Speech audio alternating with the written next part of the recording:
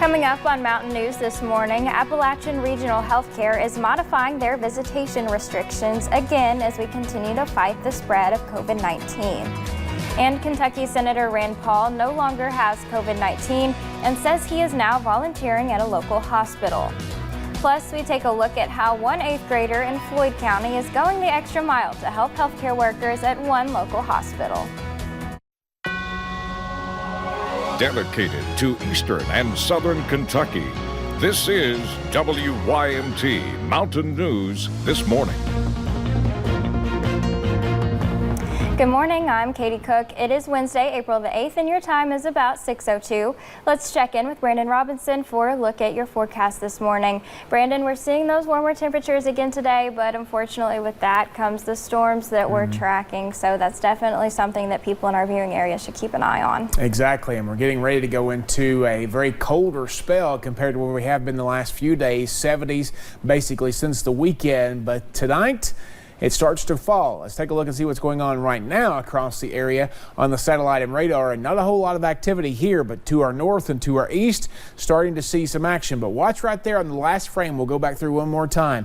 Rain line trying to form right there near Moorhead. So basically it's all trying to pull off of this same system that's going to affect us all day long and into the night as the cold front swings through. Lack of clouds at times up on top of Whitesburg Pine Mountain. The moon was shining bright there for a while. Temperatures very mild, anywhere from 57 in Wise to 69 in Huntington right now. So a very, very mild start to the day. 14 degrees warmer in Huntington, 2 degrees colder in Wise, and anywhere between about 5, 10, close to 13 degrees warmer in most locations. Your 12-hour planner today, well, it's going to take us up to about 78, close to 80 once again, but we're also going to continue to push those stronger to severe thunderstorms in here a little bit later today. So again, please stay weather aware and make sure you have a weather radio or the WYMT weather app or some way to get alerts later tonight, especially because some of these storms could be hitting after you go to sleep later tonight. I'll have the rest of the forecast coming up here in a little bit. Katie? Thank you, Brandon. Last night we saw the largest one-day total of new cases of COVID-19 in the Bluegrass. Governor Andy Beshear confirmed 147 new cases. The total sits at 1,149. 7 more Kentuckians have also died, bringing the total to 65. The governor also announced some cases in eastern Kentucky. We have confirmed that one out of Letcher County is the same case we previously reported on Friday. We are working to learn more on the other cases that were announced. Now here is our county tracker. We have mapped out the counties with confirmed cases. There are now roughly 90 who have at least one case. You will notice Jackson County is now red on our map. The judge executive there announced they have 3 cases. He says the health department will release more in the coming days. We talk a lot about the numbers, but rarely have we told you about the people impacted. Yesterday, we talked to one woman whose husband, a former speech pathologist from the Big Sandy, spent days in a medically induced coma, and she also tested positive. WYMT's Madison Pergram has more on their journey to recovery. A very scary couple weeks for Geneva Coleman and her husband Mike. I'm grateful to be home, grateful to be alive. They were fighting the virus at home until Mike just couldn't anymore. I have an O2 sensor, and when I put the O2 sensor on his finger, and he was struggling, and I could not get it to come up, anywhere near where we needed it to be, we realized he's in trouble. Little did they know what would await them on the other side of that ambulance ride. Even though I'd read everything this thing could do, I was still naive and not ready for the reality of how sick he was. Leading to a 12-day ICU battle. And I had to kiss him and say, I love you, I'll see you on the other side of this, not knowing if I would. She sat by her husband's side, watching him receive a feeding tube, 2 intubations, and as he was put into a medically induced coma. Suddenly it got very lonely in the room because he was just under, and you could hear beep, beep, beep. As a 67-year-old post-stroke with several pre-existing conditions like asthma and diabetes, fortunately, he beat the odds. Like he says, if you look at the statistics, I should not be here. With the help of what they call an incredible medical staff. Let me tell you, those ICU nurses, I cannot say enough about them. They gear up, they come in, They do what they have to do. But most importantly, their faith. We give God the glory for this. With an important message for others. Have hope.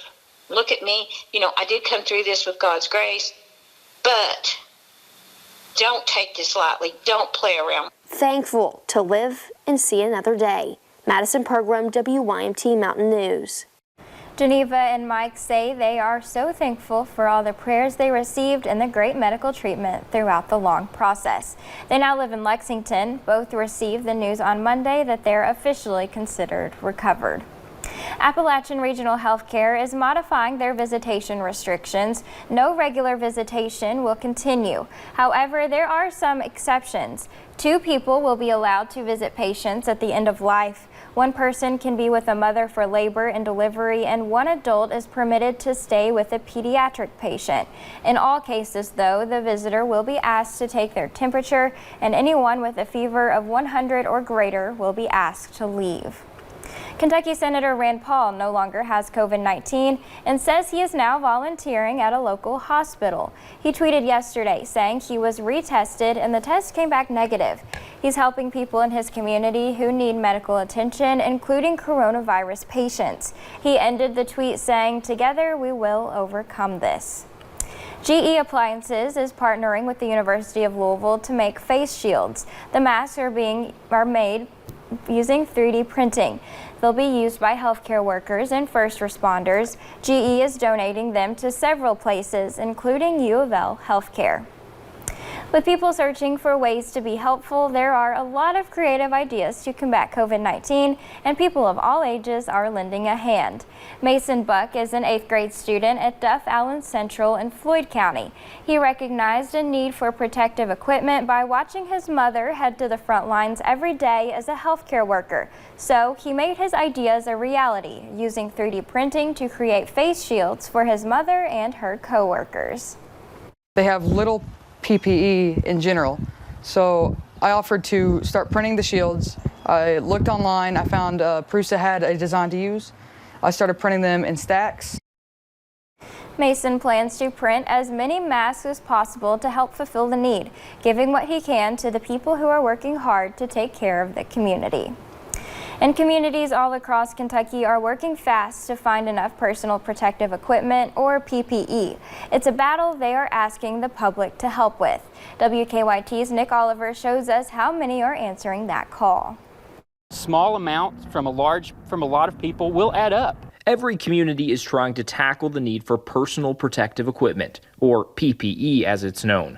Rowan County Emergency Management Director Jim Hampton says their county has enough now, but needs to look ahead to the future. A tattoo parlor, so we can get supplies in the unlikely places. That's why he's calling on the public and businesses to search for more protection for those on the front lines. If you have a box of gloves that you can contribute, that adds up.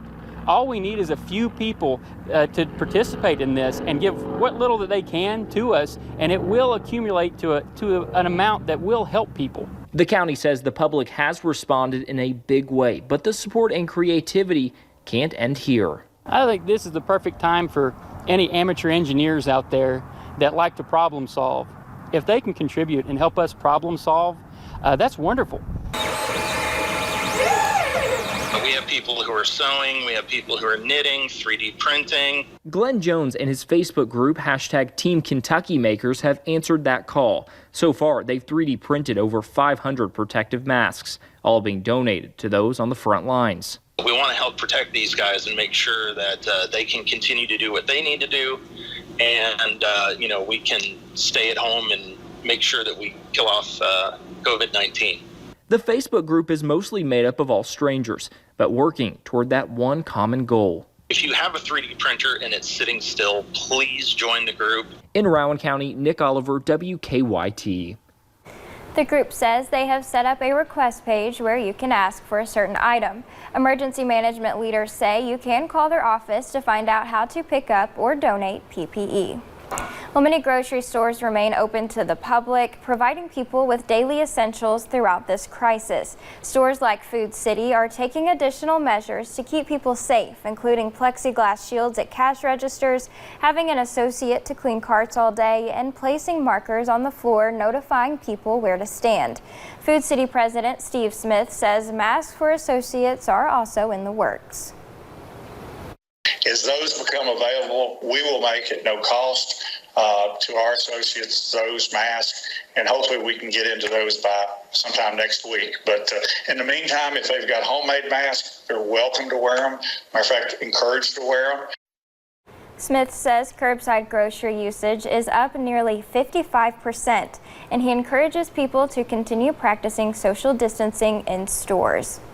The Pike County Sheriff's Office is trying to help the community stay safe at home. The department is offering to pick up items for people in need. Sheriff Rodney Scott says the department worked with Thankful Hearts Food Pantry and the East Kentucky Dream Center to provide a family of 8 with food. He says the service is meant for the most vulnerable. The elderly people don't need to be out, and if someone needs us to go pick up some groceries for them, essential items, then, give us a call. Scott says his department is always available to help the community in times of need, especially now. Kentucky food banks are seeing an increased demand to help thousands of families put meals on the table. Governor Beshear called on the Kentucky National Guard to help put together meals. Yesterday, 20 guardsmen assisted God's Pantry Food Bank in preparing boxes of food. The CEO of God's Pantry says they plan to pack thousands of boxes each week. The boxes will be distributed to families through curbside pickup to continue social distancing.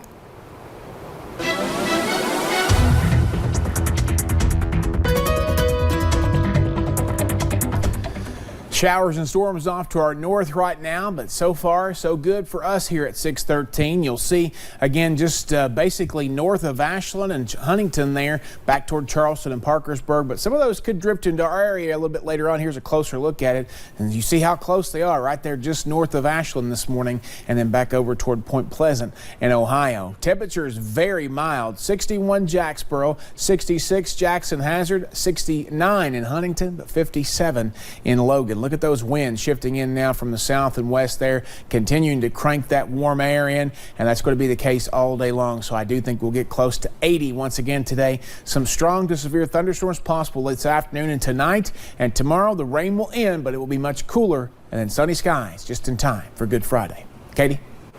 Alrighty, thanks for joining us on Mountain News this morning. More news is on the way. The number of people hospitalized in each state could be an indicator of whether enough testing is happening. We'll break down the numbers just ahead.